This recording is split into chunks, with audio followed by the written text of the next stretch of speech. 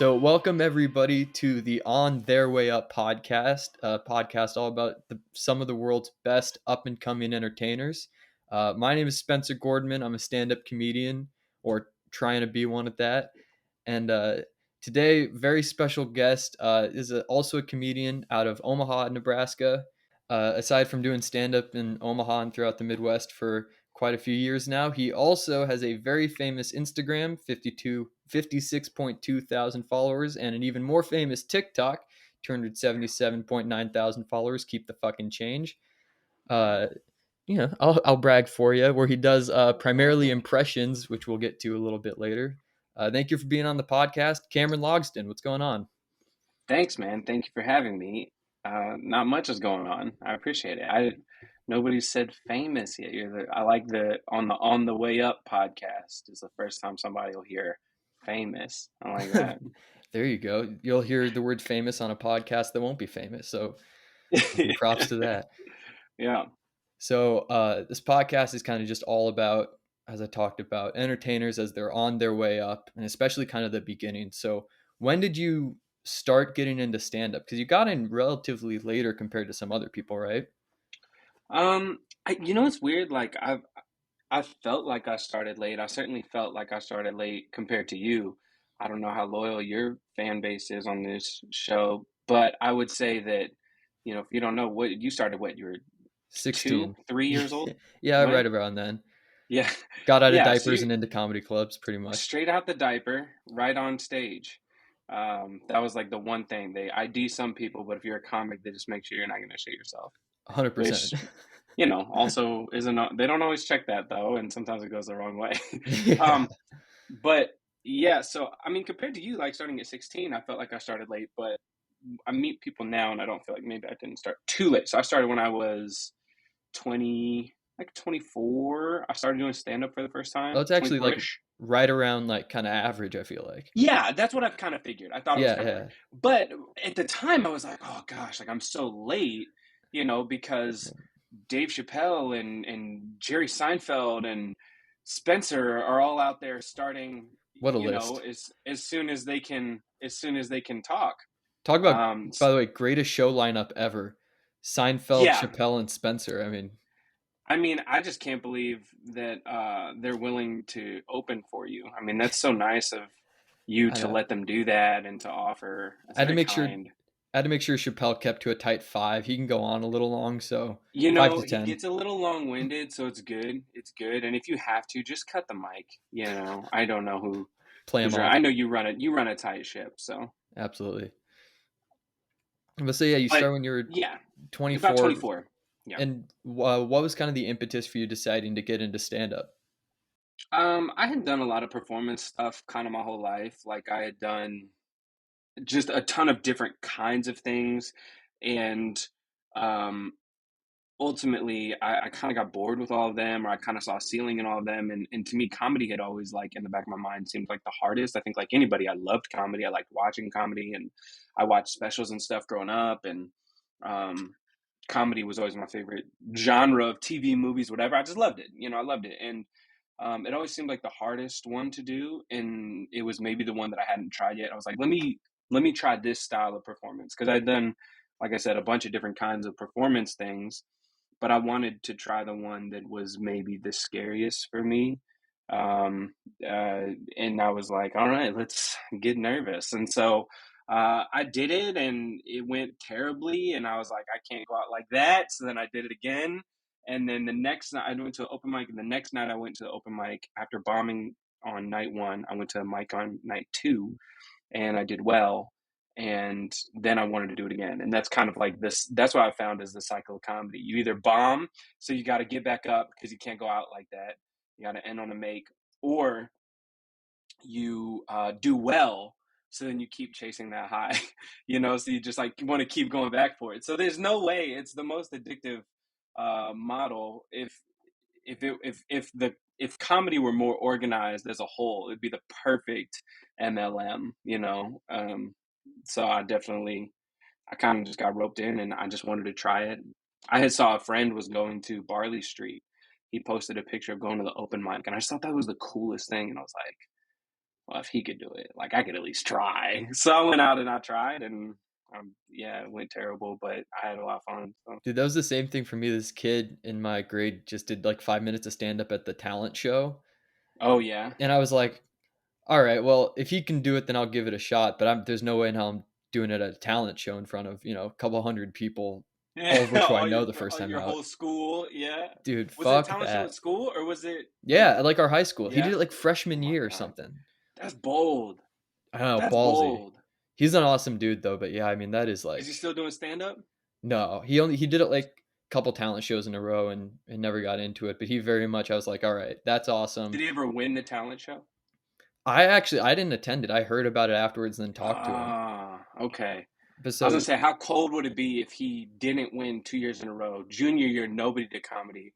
Senior year, Spencer comes out, shuts the whole thing down, people takes the said like W. you got to go in your senior year like a gunslinger, and I was like, I will get Mm-hmm. kicked off the stage in 45 seconds. Like there's no Hilarious. way in hell.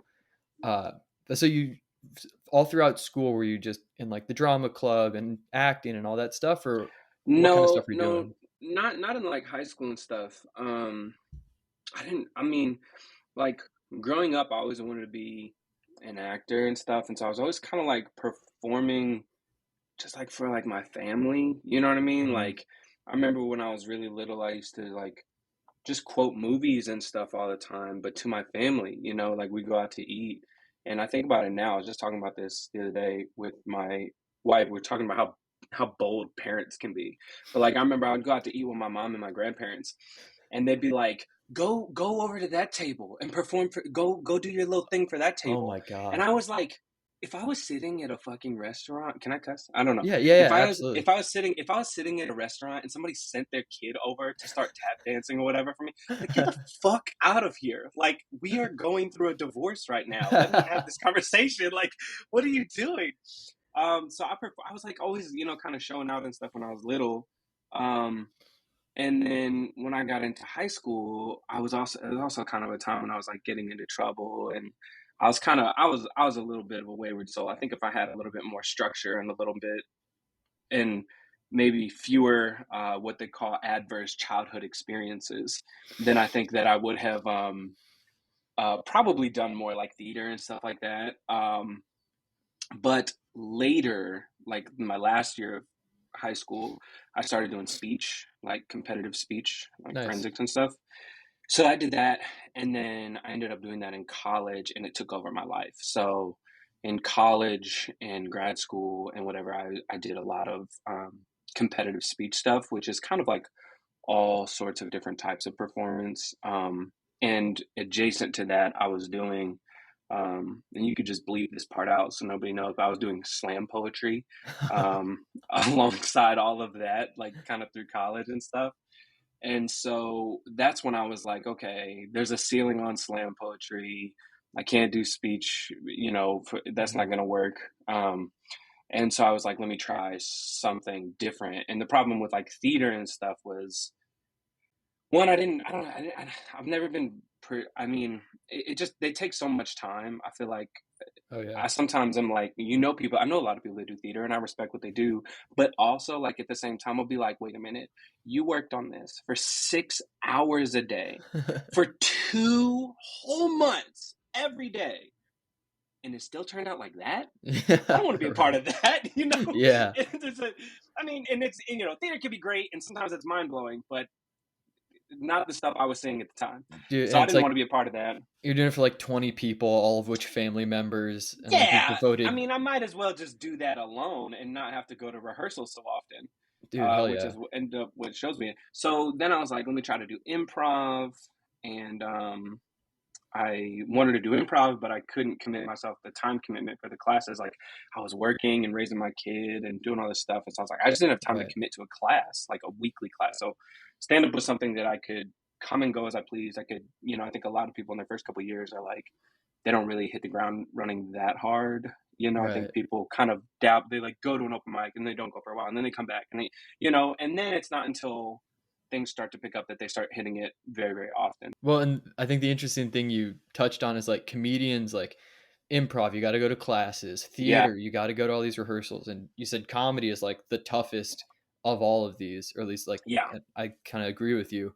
Yeah, I But agree. we're so fucking lazy. Like we're Yeah, like, I'm that's not the going to yeah, that super class. lazy. Super Like lazy. I mean, we just like sit and we write our dumb thoughts that we think of in the car in the shower, and then we go Mhm. pretty much go to hang out, and then we also just do like Pretty five much go minutes at hang out. open mics on a random Wednesday. Like we're Yeah. so lazy.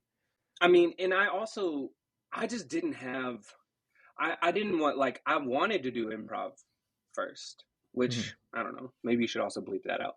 But I wanted to do improv first, and stuff like that, but I couldn't make the time commitment.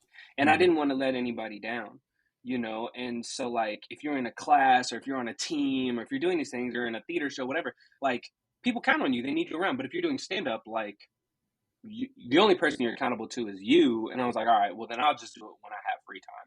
Right. So that's kind of why stand up became the default. And then ultimately I liked it, and I did like for all these other reasons that it to me was more challenging. And it can also be as challenging, I think, as you make it. You could be a lazy comic, or you could be really prolific, or you could not try to improve your performance, or you could try to improve your performance. There's so many moving parts and things to work on. To me, it's a great, it's like a never ending project that people will work on for their entire lives until they're in the grave. People could do stand up and they could Yeah. work on comedy because it's never perfect and it always changes with time. So I love that. And so to me, I'm like fully addicted, and it's like all I ever want to do. Well, and you're also like, as you said, like there's no team, there's no class, like you're the Mm-mm. only person driving it. So if you don't put work into it, you're not going to get anything out of it, and nobody's Right. going to give a shit either way. Right. Yeah, definitely. But and then at the same time, it's like all your failures are yours, but your successes are yours. Hmm. And I think that over time, like you'll go in and out of like you'll have like your little comedy clique, and you all have accountability things like, are you gonna write? You're going to the mic tonight, you're going to the mic, hey, I haven't seen you in a while. So you start to build community, but ultimately you're not responsible for anybody else, and nobody else is responsible for you. So you're not necessarily held accountable to anybody else. And just like the way my life is set up, I need Right. I needed less responsibility, especially early on, because Oh, it's just I only had so much room. 100%.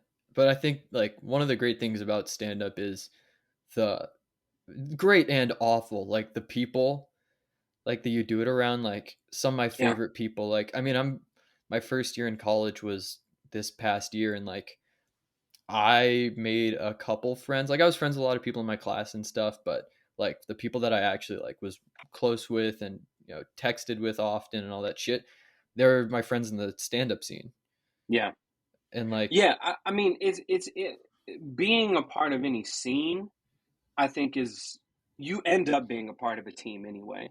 It's mhm. just a team where you don't have to pay to be accountable like an improv class or something. That's not a bash on classes. I think the structure there works, and the types of people that it attracts makes more sense. These people are so much nicer to each other. Stand-ups can be really Oh cold, my god, it's but awful. but at the same time, like you're right though, like the community you build is one because everybody's kind of going on the same path. You're just, you're only responsible for yourself, but you're all walking the same direction and doing the same stuff and going to the same places. So yeah, it makes sense. Like over time, yeah, your best friends become the people that you've been doing this stuff with. And the more you do it, the more you see the same people and the more they do it. And so then, Well, yeah, it's then no you like surprise. when you trauma bond over bombs and you Yep, all over the hellhole bombs the or 5 hour drives you do 5 hour drives together. and shitty shows, and that that wild night when what's his face got in a fight with a random dude on stage and blah blah blah. It's all Right. these things and they all pile up. Yeah, When for this sure. and that pulled the taser at the bachelorette party, and then that Oh I my mean, like, god, were you there that night? no, but I mean, I heard about it from everybody. Yeah, of course. That was crazy. I went up right after that happened. I went on stage. I was like, Really? this is the craziest thing I've had to follow ever. That was nuts. I That was think I nuts. I left beforehand or something, but it was like that, we Good for can you. and Yeah, I then mean, it was going yeah. down. Like I was like, oh my god.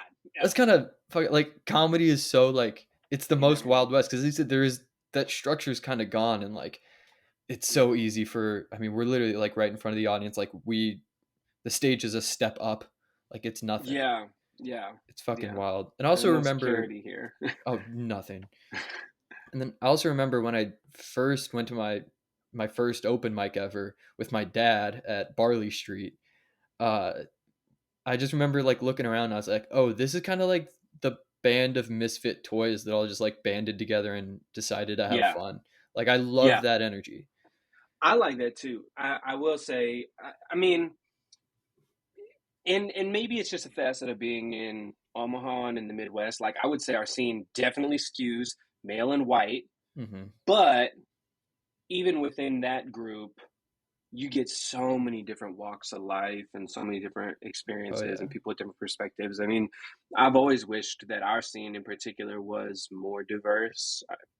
You Hmm. know, it's and it's not that it's not there. It's just I think the nature of the scene is one that for too long the certain types of people have been rewarded, and so it makes other people feel uncomfortable, so they push themselves out. But like when you look at improv is more diverse. Yeah. Our improv scene in our city is more diverse than our stand-up scene. So to me, that's just the fact that it's not necessarily like that's not a sign that there's no diversity here, which a lot of people who might not be from here would think. But just that, stand up and the types of stand up in the places and maybe not conducive to it. But despite all that, I would say that even within the less diverse group that we have for our stand up scene, it's like you still get people from so many different walks of life, so many different Oh yeah. experiences and backgrounds. And I do think that's cool because it's so easy to get siloed in all the other parts of our lives and worlds. And so it's cool to get out of that and kind of see what other people are thinking, even if I vehemently disagree with most of them on pretty Right. much everything. And I also think the class beneath me, like the people who started within the last year, like I think that's a more diverse group. And Yeah. then also Yeah. like I came from like the super white suburbs of West Omaha. Like Right. so when I was started doing stand up, I was like, "Oh my god, I'm introduced to so many more types of people than I would Yeah. have just staying in school." Like I remember like sitting in the green room of the backline and I was looking around and I was like, this is like not a majority white people. Like this is fun. And Well, it and you're also hanging out with, and this is such a big advantage for anybody young, but I mean, like you're around people with life experience. You're around people that have lived, that are older than you, that are, you know what I mean? Like, and that's something too, because it opens your eyes and I think helps you appreciate things a little bit more. And I'm sure when you look around at your class, you're like, yeah, but there's life out there to be lived. When you were in school, I bet you would just go to English and be like, oh, this is very different than where I was last night, oh yeah. And well, and especially like going to college, like I'm Yeah. realizing like how and I think this is also just part of my personality. Like even before stand up, I was kind of always somebody who was would rather hang out with the adult. Like I when I would go to synagogue, I'd rather instead of hanging with the kids my age, I'd rather sit with their dads and talk about classic rock drummers. Like that was Yeah. my whole thing. And so I He think that's kind says of with a Rush poster over his shoulder. two of them. Uh, I and Pink Floyd and Yes and Pink Floyd and oh no, that's Pink Floyd. swear to God, you're 45 years old. Oh, you should see the posters on the other side. I'm looking at Don Rickles, George Carlin. Swear to God. Oh, I'm sorry. You're Uh, 55 years there old. you You're go. 60. You're 99. Yeah. Yeah, and as a 105-year-old going to college, like I looked around, I realized like, oh, I'm the same age as a lot of these people, but just by doing stand up and hanging out around adults and having to pave my own way and be vulnerable and be independent and all the things that comedy just teaches you in those first couple of years, like it put me kind of leaps and bounds ahead of the maturity level of people who are around me. And I definitely noticed that this year with some of the people who I was around often. Hint, hint, my roommate, who I did not get along with that well. Uh, and so it just, Yeah. but I think it was great for me to do it so young. Yeah. Yeah. I mean, absolutely. I've ever since you started, I tell people all the time, like when Spencer's our age, he's gonna be so much further ahead than we are. Like he's gonna be I so hope, big. Yeah, God, I you will hope. be for sure, man. And you also, But yeah. was it tough starting stand up with a kid? Because I don't know if you were single parenting, but how did that all go Um, down when you started stand up? so parenting for me has If you want to get been into it, you don't have to. yeah, yeah, no, that's cool. for the first 4.5 years of my kid's life, my son's mom and I were together. He was born, I was in high school, right? Right. But the first 4.5 years, his mom and I were together, and then we broke up, and he was with me um, pretty much exclusively for a while until she kind of like got some things. She just was going through some stuff and needed to get some things settled and whatnot, and so she did. And by the time she did that, then we kind of like had a rotating schedule. I would say that most of his life we've done what has been like mom week, dad week, Hmm. and sometimes it would be during the school year in particular, we spent a lot of time. It was like he would do 5 days with me and then a couple days with her over, like he might do the weekend with her or whatever. I traveled on the weekend for work and for different things like that. And so, so we've done so many different variations of like a co-parenting schedule, but it's mostly been co-parenting with some intermittent times where a few months or half a year at a time, I might just have him because Right. she's figuring out some stuff and she's got her own life and stuff that she has to figure out sometimes. But for the most part, we've had a pretty good co-parenting relationship. And so starting with a kid, it was more so like what happened actually was I went to grad school, and in grad school I was swamped. I was working, I was teaching, I was um, traveling, I was raising my kid, I was juggling all this stuff. I had no free time. And then I Hmm. finished school, and basically I was just working and raising my kid. And so working, going to school, and raising my kid was like maybe the three things I could have on my plate. Right. Um it was, let's say, it was like like a lunch plate divided into three parts. Right. And when school kind of came off that plate, I was like, okay, now I can maybe add something new. And it was about that time that I was like, what am I doing? Like, what do I want to do? What do I want to try? So then I kind of put comedy in that spot. So pretty much anytime I wasn't working and I didn't have my kid, I was doing comedy, which is Right. why partially for the first few years I did less comedy because I was working a lot and I had my kid a lot. Um, and so I did comedy less. And then, you know, the older he got, the more independent he got, or whatever, the more stability his mom found, the easier it became for me to fit comedy in. So then, it's been this kind of nice shift. And I've always tried to keep a balance, which has maybe been the hardest part of all of it. So balancing was hard in terms of doing comedy, but I think also being a younger person, when I was younger and started in my early 20s, starting doing comedy, I had some shit to talk about. You know what I mean? Like I didn't have an easy childhood, but then also like I was living. You know what I mean? Like I was living Hmm. life, and I had a little bit of perspective. And I think everybody has different ways in which they might come to have a perspective and a voice. And mine just happened to come from all those things that kind of helped grow me up a little bit faster, or gave me a perspective that was slightly different than the other comics who might just be 20 something years old, smoking weed and might playing with themselves. might be Uh, freaking 16 years old going to geometry class and playing with himself. I mean, same thing. yeah, right, yeah. But that was good perspective. I mean, that was perspective for you. That was something that made you unique at a time when I think, like, in your first few years of comedy, you spent so much time trying to figure out how am I unique? What do I have to say? What am I even doing with this It, five it minutes was of so uninterrupted tough. time? I mean, it's tough, but like you were like, I'm young. Okay, that's your thing. Everybody tries to No, right. they figure out very quickly you can't just say what everybody says. So you have to latch onto your thing. And you found that, but it's not that people shouldn't find their thing that specifically makes them different. It's just that when you find it, you kind of like those become your floaties for keeping yourself, making you feel like you should be doing comedy. And really, everybody has to do it for a few years before they figure out what they're doing and how and why. But you need something to keep you afloat. And that's usually what is the thing that makes me different or unique. That's what So that I'm. was your thing for you, and Oh yeah. my lived experiences were that thing for me. And for somebody else it might be different. And but it's just like it just kind of keeps you going while you're learning. You know what I mean? Everybody has to show up with something, and then they learn to do it, and then they can expand out and start applying, and thinking about a lot of other things. But that Well, was and just that's what it was for me.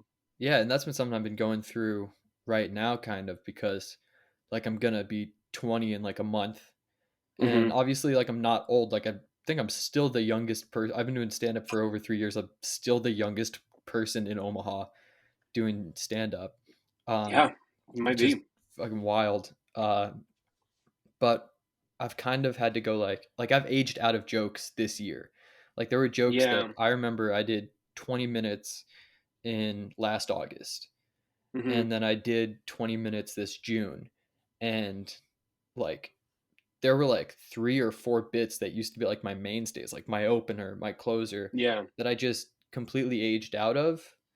Because like Yeah. yeah, it's funny if you're 16, 17 talking about a bone you get in math class, which was literally my opening 3 minutes, versus like now it's not so fun. So I gotta kind of supplement. But Right. What then, are you doing in that math class? Yeah, get out of dude, there. it You're was not all supposed about. to be on school grounds yet.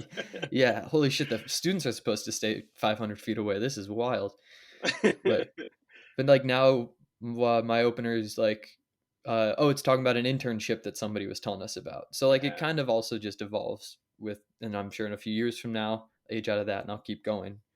Yeah. Yeah. But I'm no No, longer the young guy. the way things are going with the world, I think you'll be in internships for at least the next 15 years. Oh So my god. I'd consider that material evergreen for a while. And I appreciate that. That really makes me feel good. Yeah, yeah, of course. Makes me feel at peace. Yeah. Um, so then I guess kind of going into an avenue that you've been blowing up with in the past year or two. Uh, Yeah. so you have a TikTok page again, 277.9 thousand followers. Uh, I'll keep saying it for you. Uh, most of what you do on there is impressions, Yeah. and I mean they're fucking killer impressions. But how did that start? I know you said you were always kind of a goofy kid, always performing. Was impressions a big part of that, or was that more recently? Yeah, well, when I was younger, like when I was really little, impressions were always a thing. Like I'd run around and do impressions of my favorite movie lines or actors or whatever when I was like a little kid and it was like entertain my family. And then in high school, it would be one of those things where like same thing. I would just be quoting movies instead of joking around my friends, kind of doing it that way. When I first got into comedy, I think the first thing I did before I even did an open mic was I put a YouTube video up. There was like, just your standard 50 blah blah impressions doing this. By the And I way, put that up. link will be in our bio when this is out. So Yeah, I yeah. think I took that one down. Yeah. It was 50 celebrities trying to find Nemo. And I think it was like the first thing I ever did. And I remember I was sitting at home one night and I was like, I can do some of these voices. Like I wonder how many of them I could do. So then I just like sat down, I started a camera running. I got on Facebook and I was like, hey, I'm gonna try to make one of those impression videos. Anybody have any ideas? And my friend Allison was like, do Nemo. And I was like, all right, I'll do Nemo. So then I did the Nemo thing. I recorded the video. And I basically, that first time I did it, I just like Googled celebrities. You know what I mean? And I was like looking at a list of celebrities, like, can I Mhm. do this person? No, no, no, no, blah, blah, blah. Yeah, I could do that. I could do that. And I was like trying to do it. So then I threw a bunch of them together. Um, and then in my stand up at the time, I started incorporating some impressions on stage, started doing them a bunch. Um, I had Vine for a little bit, and I was doing like quick impressions on Vine. Mhm. And I remember at the time I was like, oh, I got a pretty decent Vine following. Like, I think I maybe had like 700 followers or something, which was like, for me, it was like, this is huge. Yeah, that's where I'm at Um, on TikTok right now, and I'm thrilled. So like, I yeah, get it. yeah, you should be. I mean, that's more people that have ever been to that come to my shows. So that's Yeah. that's you should be very thankful. But I had some of those, and so like I started doing impressions on Vine, and I did a YouTube video and maybe another YouTube video, and I started doing some on stage. And then I kind of stopped making internet content with them, and I was trying to do them on stage. But then I didn't like that the comics in the scene. I let people get in my head, which I don't think comics should ever Mhm. do. You should ignore anybody's advice because they're all dumb. That's advice, by the way. By the way, including us, don't listen to our shit Yeah, either. Like we're my dumb. advice is everybody's advice is stupid, and you shouldn't listen to it, including that bit of advice. It's like a never-ending circle. It's like Yeah. ITT tech. All right, but so I started doing impressions on stage and stuff. But I didn't like that comics would kind of like be at the back of the room, like being like, yeah, but he just like does impressions. That's why people laugh, you know. And I didn't like that. Like that really got under my skin. So then I kind of like put them away for a long time. Like I didn't want to do them. Like if I was doing a longer show, I would close on them or whatever. But I really didn't do them. And then during the pandemic, like the first summer of 2020, like I finally got so then I was like making sketches. Like I would put sketches on YouTube and I would do YouTube sketches and I would like try to make legitimate sketches. I made a short film and like I was trying to do more formalized stuff like that. And then I got TikTok in the summer of 2020 and I was doing everything. Like I was making sketches. Like I had I did the Omaha Explains, which was like a Omaha viral video. Like it Right. went nuts on Facebook and did all right on YouTube and stuff. And it was like, so I was like doing some like sketches and stuff that were like doing well. So like I had this like inclination to do social media things. So I was like doing sketches and stuff for socials and I wanted to write and I was doing a live sketch show and did stuff like this at the backline. Um, but then in when I got TikTok, I was like, okay, I was kind of like doing a lot of stuff on there for a long time. I was doing like stand up bits and I was doing like sketches. I would do a character and I would do impressions and I would do something about jokes about being a dad. And like I was just throwing a bunch of different stuff at the wall on TikTok just to kind of, I don't know, get my fix. Like we weren't performing anywhere. Yeah. And so I was like, where can I just throw whatever up? So I was doing as much as I could.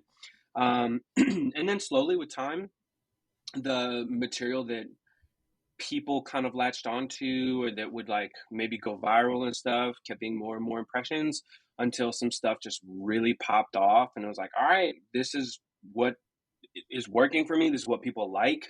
Yeah. And I was really glad it was happening because I felt like for the first time in a long time I had a place to do something that I've been doing my whole life that I like to do that seemed appropriate for the platform, you know. Yeah. So like I don't think there's a better place to do impressions than on TikTok. I think there's two places in the world to do impressions. It's TikTok and Saturday Night Live. And outside of that, you should probably never do them, right? Like Yeah. they're not really helpful anywhere else. Those are the two Um square holes for that square peg, and the that's the end of the two story. that is it. I mean you could put them other places, but truthfully it's like that's kind of where they belong the Yeah. best, you know? And so when they started going off like that, I was like, this is actually great because I really like doing them. I have fun and I can at least try it in a place where I'm not going to hear that back of the room chatter where they're like, oh, you're not a real comic. You're blah, blah, blah, blah, blah, blah, blah. Well, all right, that doesn't matter to me as much. I can go to the show and I could do my stand up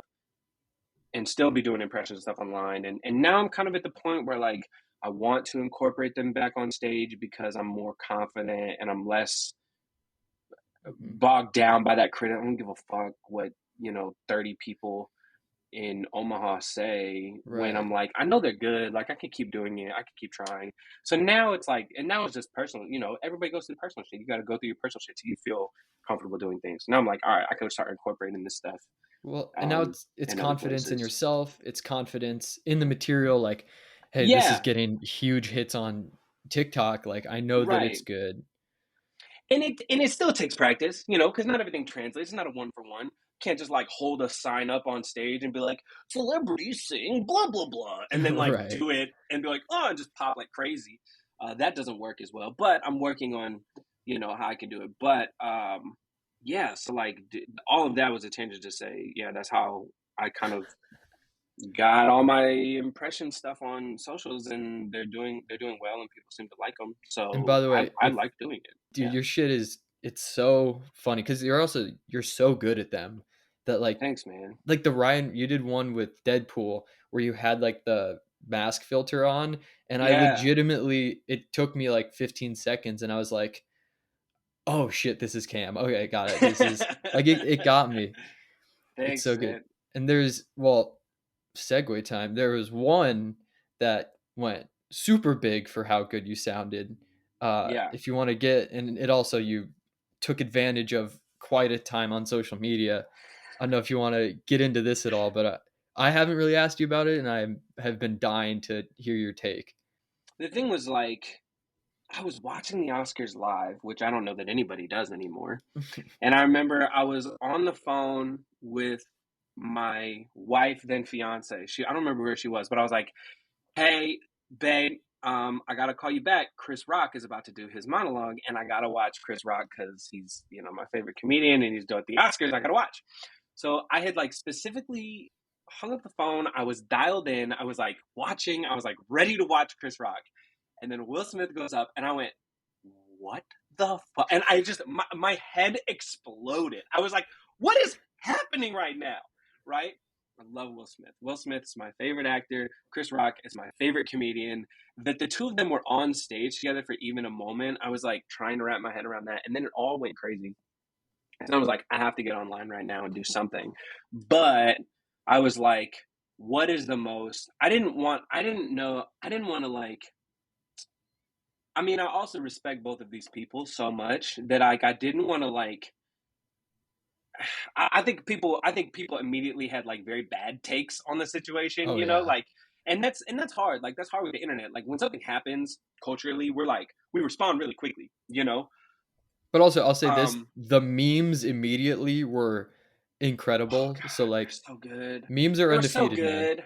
They're so good. The memes are undefeated. The internet's undefeated, but there's a lot of shit that got had to get sorted through for that best stuff to rise to the top. Well, I made a couple. I was like just making videos and about it, just kind of like talking about it or whatever. Like, because the people that followed me then knew that I was a big Will Smith fan, of course. So I was kind of talking about it. Well, I was like, okay, what can I do with this that can be like a video where I can use the voice, but in like a way that's not. I, I don't know that like what's the best way I could use this voice and not like come. I was still kind of split on how I felt about the situation. I needed some time to think, and I needed some time to be like, what is going on? Like it was just funny and crazy and wild, but it was like people were also like being very deep about it, and I was like, wait, is this deep or is Dude. this just two millionaires being millionaires on at an event that is only for millionaires and Well, how billionaires, many right? comedians did we see like really get like I've been a victim? And I'm like, dude, watch like the greatest thing to ever happen on live TV in the past 50 Right. years. Like just enjoy this. Exactly. Like I was like, I don't know. Everybody was just so hot. So anyway, I was like, okay, I know what I want to do. I just want to do Will Smith.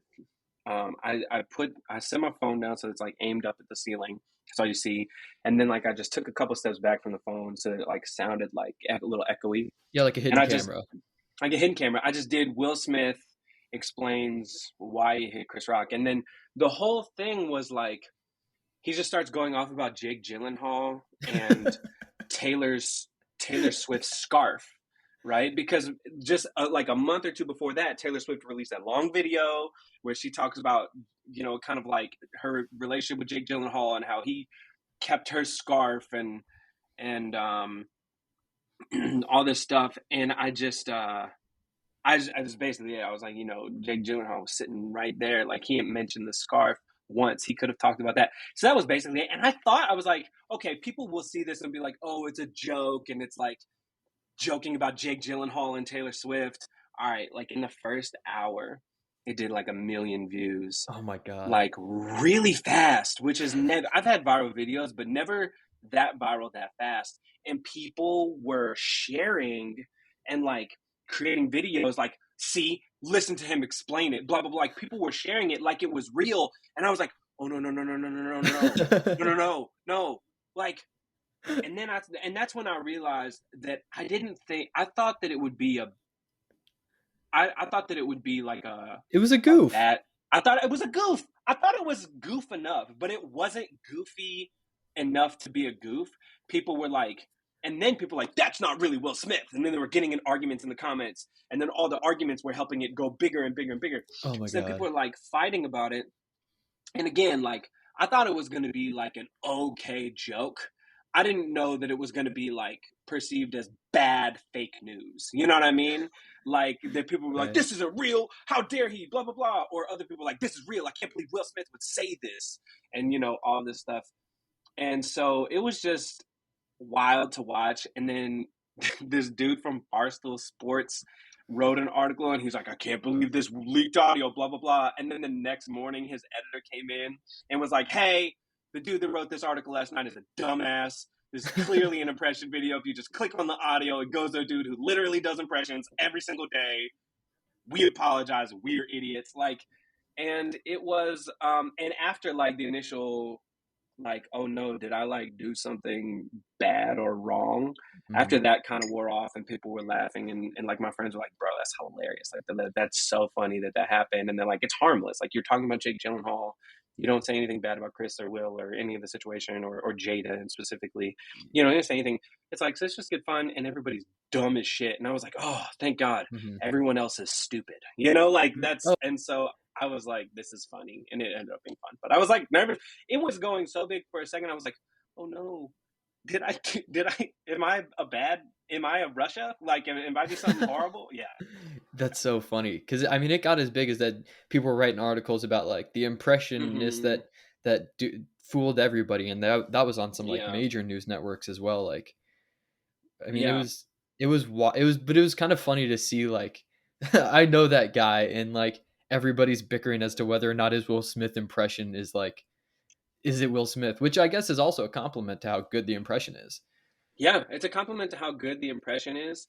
Um, But it's but worrisome how dumb but it people was are. also, but as a comic, you get it. Like, as a comic, I'm also like, yeah, but the joke didn't land. So, you know what I mean? Like, you Ah, know, like I just wanted people to laugh at the, like, I thought the scarf thing was funny. You know, right. I wanted the yucks. I don't want people to debate. Yeah, Like, this sure, it part. got 50, 60 million views and articles were written about it, but like nobody thought that the scarf thing. No, I get that. Have you ever thought about doing any videos? Like, I mean, I don't really think there's been opportunities for that because you didn't really seem to do it like, oh, I'm taking advantage of this. You were just like, I kind of want to make Yeah, something. yeah. I haven't. Sometimes people are like, people comment on stuff a lot, and they're like, "You should do prank calls and blah blah blah blah blah and do this." And I don't want to. I don't really want to get into doing that kind of thing. Like, I do the impressions because they're funny and they're silly, but I don't ever want to like be malicious or try to dupe people or like. I think that could be fucked up. You know, like Yeah. in terms of like, I don't want to try to specifically like trick people. I want to entertain people, and those things are different to me. You know. Right. And you're also like, it's just not your personality. Like, you're such a kind dude and you don't seem like an internet troll like at all. Yeah, I don't want to troll people. Yeah, yeah, yeah, yeah. I don't like that. And sometimes like these trolly, like I've had some like kind of like big YouTuber people reach out to me, and they're like, "Hey, you'd be perfect to." And they're these like people that are in the like the YouTube houses, and they're like doing this stuff, and they just want to like I don't know. Those people are always so dumb and fucked up, and I'm like, you guys are just the worst. Like, I And don't it's, want to oh do yeah. this. You know, It's so I'm not into that. disingenuous. It's like, you just want to Yeah, use me it for is, my and Ryan it's so and Reynolds. it's cheap, and it's like not fun or whatever. But then on the flip side, like I had this kid hit me up, and he was like doing these wholesome little Fortnite videos, and he's like, "We're doing these Fortnite videos, and when we do some voices," I was like, "Yeah, I'll do the rock for your little Fortnite video. Like you're not making any money off of it, and it's like for kids, and it's silly." I was like, "That I will do, but I'm not gonna do the one where this dude wants to pay me to prank call his friend and fuck with him. Like, I'm not gonna, you know what I mean? Like, that's It's so something funny. I just don't like that energy. You know, I don't like Oh that. yeah. And it's like you got to do stuff that you find fun because also like you have a job, you have a kid, you have a wife now. Yeah, Like you don't have time for shit that you don't want to do. yeah, and I don't do things I don't want to do. You know, I do all this for fun, man. Like, I Yeah. mean, I want to be able to do it. You know, talking about being on the way up. You know, I want to be able to do all the things I want to do to the highest. Like I want to be able to fill the things I see in my head, you know what I mean, like, and make things as good as I want them to be on the level that I want them to be. But I don't ever want to do projects I don't really want to do, or things like that either, you know. So So using yeah. that kind of as well, first off, do you have a favorite person that you do an impression of besides Will um Smith? Besides Will Smith, the one I've been doing a lot this week is I've been trying to learn and practice a Fred Armisen impression, um, because he makes my wife laugh, and I just think he's really funny. It's a hard impression to do, but he has this line in the show, "Our flag means death," Mhm. the Ristarby and Taika Waititi pirate show, and Fred Armisen has a cameo, and he's talking about Leslie Jones, who he's dating, and he just says, "She's Jackie, the love of my life, and she has the biggest balls of them all." And there's just something about like the way that he, just his cadence and like when he's being serious, but it's so silly. Like there's Mhm. something about that like I'm working on. I want to capture. So my favorite impression is usually the one I'm working on.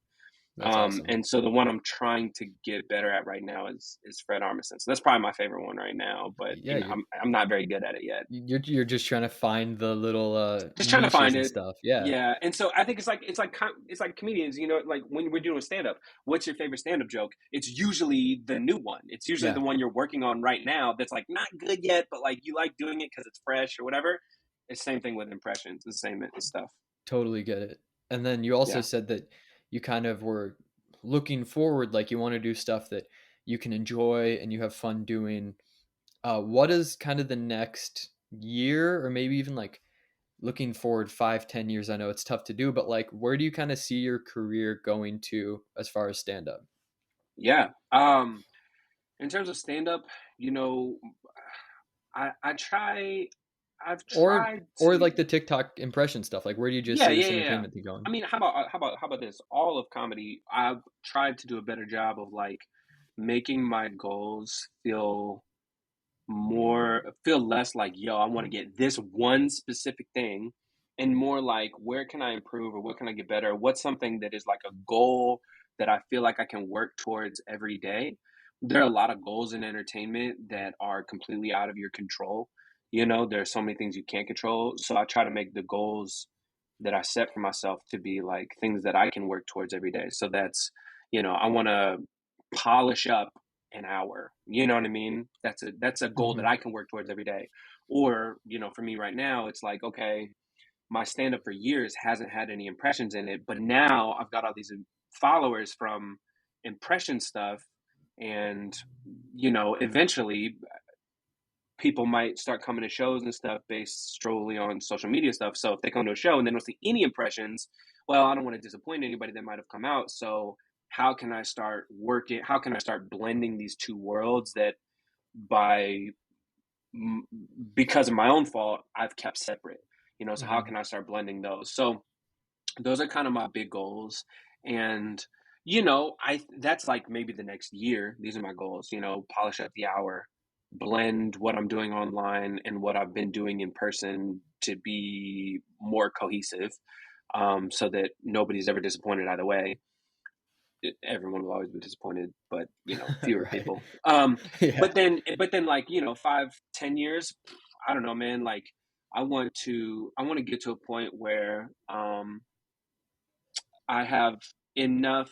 It's never about money. It's never about growing or anything like that. But it's being big enough or financially supported enough by what I'm doing to keep doing what I'm doing at the level that I want to do it. You Yeah. know. So like if I have a short film that I want to write, okay, I want to be able to make it in as high a quality as I can. So that I don't have to skimp on effects. So I don't have to skimp on lighting. So I don't have to skimp on sound. So I can make it the full way I want to make it. Or if I want to tour an hour, it's like a tour that is big enough that it doesn't feel like, okay, I'm going from like one really cool venue to a bar where nobody shows up. Like I want to be big enough to where I could always have a good show, even if it's 100 seats, but 100 seats in all the places I want to go consistently, so that every night can feel like it's worth it. You know what I mean? And Yeah. it's not like I'm really high one night and the next night I'm like, oh man, this sucks. Like, what am I doing out here? It's always going to feel like that sometimes. But if I'm dreaming big 5 to 10 years, I don't ever want to feel like that. I want it to feel like while I'm doing it, it feels like I'm doing it. Dude, Um, absolutely. so that's the big goals, man. And then I also think like you kind of just touched on some things um that are really interesting about like sometimes it's not so much about the number that you attach to anything. It's just like I want to do stuff at a high level so I Hmm. can feel good about it. Like that I think Yeah. is so important for entertainment is making sure that you're still happy with it. And the second you start trying to go chase, like you said, like an individual achievement or an individual Yeah. number, you're going to lose momentum. You're going to lose sight of like why you actually do the shit. It's hard to, I think, if you set there's no way to win. If you set like a single point as your goal, you're not going to win. You will either miss that goal and be mortified, or you will hit that goal and that goal will go, like the card keeps moving. And if your point, if your goal is a destination on the map, you're not going to stop and live in that one space forever. You know, let's say Mhm. your goal was to do Madison Square Garden. Okay, you're going to do it, and the next day you're not doing it anymore. You Right. know? So now you're going to feel less good than you did the night before, even if the night before you did Madison Square Garden. You know what I Right. mean? Like it just keeps moving. So I think I've learned from experiences outside of comedy that setting a singular goal is always going to lead to disappointment, you know. So try to find a I always try to find a goal that's going to keep feeding me, you know, Yeah. or a goal that, even if I have to trick myself, is unobtainable, you know, because it, you just need to keep, you just got to keep going. Like there's nothing to do. You're going to do it because you love to do it, and all the milestones will come along the way.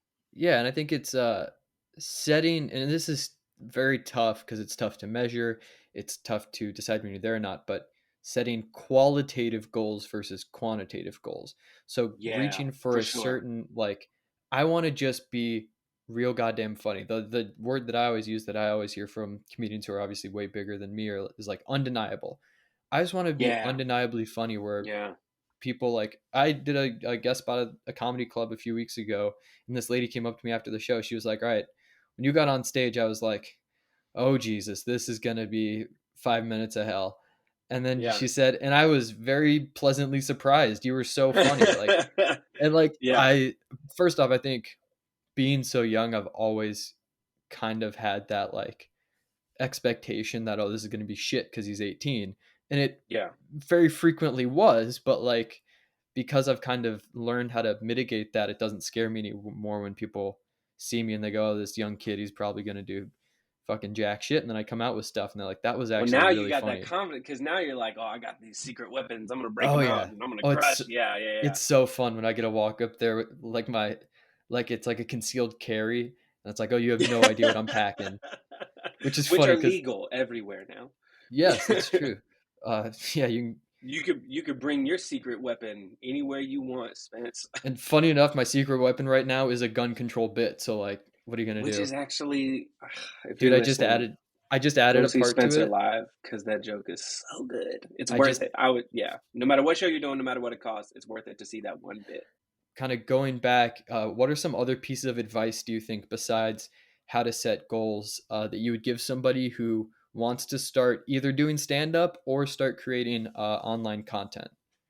For social media, especially comics getting on, I would tell people to not be afraid to find a topic and kind of stick to it and do it a lot. I mean, that's really all it is. It's just like stand up. So, you know, I tell people, whatever you start doing, make it something that you can do every day. If you have to, make sure it's something that you can keep recreating and doing, something that you like to do. You know what I mean? Like if I like doing impressions, and so me making an impression video every day is one of my favorite parts of the day. It's just fun. That's just like I like to do it. It's fun. It makes me giggle, and I like, um, and so I like doing it every day. But if I had like what happens with social media is whatever goes viral is the thing that you're just going to keep going to because it feels too good. Like Mhm. it's addictive to have something do well online. So whatever does well, you're going to keep doing that thing no matter what it is, you know? And if I went viral for jumping off of my roof, right? It wouldn't be long before I was fucking nose diving off the Burj Khalifa because you're going to keep the stakes are going to keep getting higher and higher and you're going to keep trying new things and you're just going to have to keep repeating that thing. So if you're going to put content out I would tell you don't put out content that you don't want to keep doing over and over and over again, because the other thing is you never know what you put out that's going to pop off. You know what I mean? Hmm. And then whatever does pop off is going to be the thing you're going to keep doing. So if you're a stand up and you want to, and you're posting clips of you performing live, okay, well, just know that if you, let's say all your dreams come true and you have 1 million followers, they're going to want to see 15, 30, 60 seconds of live stand-up comedy on your page every day, you Right. know?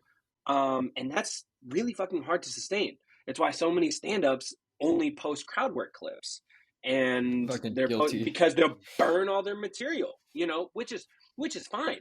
But if that's what you want to be known for, great. I mean, the thing about stand-ups posting crowd work clips is then people want to see you live, which is great. I don't have that translation as well as other people do. Like I was like, Because I do that, and you're like, which is awesome. I mean, let's not no, no, mince no, no, words no. here. Because no, no, no. But I mean that because we also talked about that early on, Yeah, you I know, remember we had a couple and conversations about it. and I stand by that, because I think that if that's something you're doing, then post the crowd work clips, because you can control it and you're not going to burn out as fast and you can keep doing it. So when I see stand-ups post crowd work clips, at one point I was like, oh, they're just posting crowd work. But now I'm like, no, I actually empathize with that a lot. And that's fucking great. Like if I had a ton of crowd work clips, I would just be posting those because I don't want to burn my material or whatever. Um, but don't do stupid shit like, I'm gonna jump scare my fucking dog or whatever. Like, don't do Right. that if that's not the goofy shit that you want to do, or you don't want to be known for that. Unless you I like mean, jump scaring your because dog. unless you Why like not? jump scaring your dog, whatever. Um, Maybe your dog doesn't like it, so get consent from the doggo first. Yeah. But the other There you thing go. is, the other thing is, and the underlying assumption about all that when it comes to social media is that, as far as I can tell, it's such a fucking gamble. Like, Tyler Walsh, who's another Omaha comedian who is doing well on social media and doing well on TikTok, he and I had the same conversation. I said, okay. He's like, well, you do a lot of jump cuts and you do this stuff. I was like, yeah, but you can't edit like that, man. Like, you don't have time and you're not as quick at that and you're not going to want to. He's country dude, right? And Mm. I was like, just shoot yourself directly to you and just talk and just do your thing, because that's something you can and will do every day and you want to do. He's like, all right, bet. So he does that. But what we talk about all the time is that social media is just a slot machine. I mean, you just got to keep pulling, and quantity wins all the time. That's why you see so many bad, unfunny, untalented, or whatever people that do really well on social media, because a lot of times they just put out a lot. I wouldn't tell people to just crank out garbage. I would say put stuff out that you are proud of, that you like, that's fun for you, that you want to do. But you got to post every day. I mean, if you really want to do well, you got to post every day. You just got to be consistent. And maybe if every day is too hard, just as consistently as possible. Yeah. And the stand up rule is probably the fucking same. It's probably the same rules. Stand up is exactly the same. It is literally just like people ask, like, how do you, and I just cut them off. Right? Get on stage. Right? Get on stage. It I said, helps just if do you're a it. fan of stand up. Like if you Mm-hmm. watch a lot of stand up and you're learning from, the greats, and then you're watching people at your level and Mm-hmm. live shows and stuff. That also helps just kind of build your knowledge base and what you've seen. But get on stage, right? Get on stage, right? Like that's the only way you can get better. It's Yeah. repetition, like anything. Repetition, repetition. And you're right. Like, you have to be aware of what you're doing. Like watching social media, you'll be like, oh, okay, so I have to be funny in the first 3 seconds, or, I have to be something in the first 3 seconds on social media in order for people to keep watching the video. Okay, so you learn that by watching. But then when you do stand up, same thing. You got to have a joke. You got to have good laughs within the first 15 to 30 seconds.